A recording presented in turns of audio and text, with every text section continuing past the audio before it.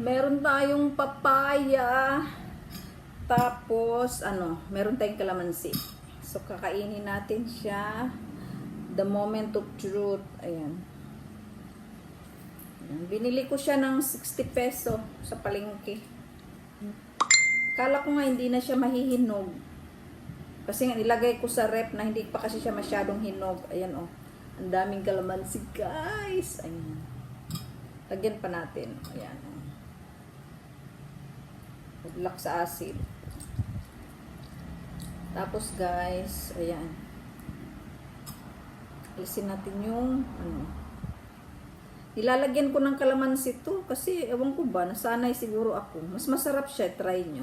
Ayan. Alisin natin yung balat. Ay, try natin ha.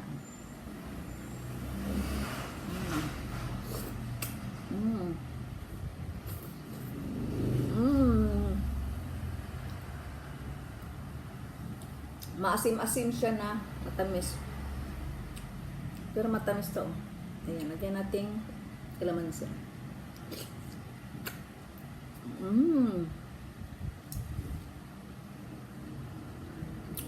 Ang sarap niya guys. Kain tayo.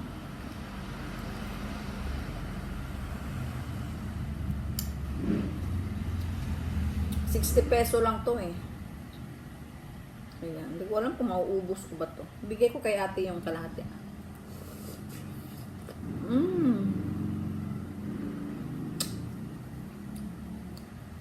Sakto lang yung pagkahinog niya guys.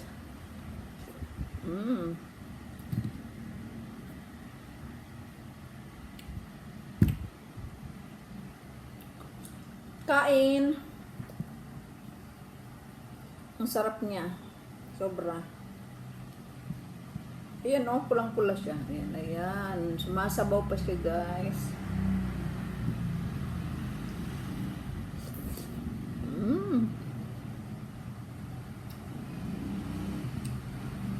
Nasobra yung kalamansi pero sige lang. Dapat pa, dalawa lang. Ma-juicy kasi yung kalamansi.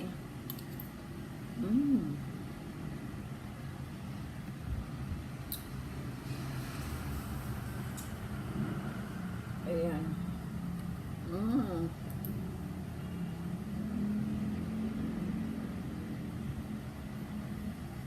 Kain tayo. Ay, nakakain ako ng Kain tayo ng konting buto.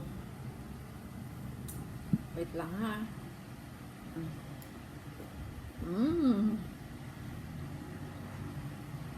Papaya. Tapos, meron tayong kalamansi. So,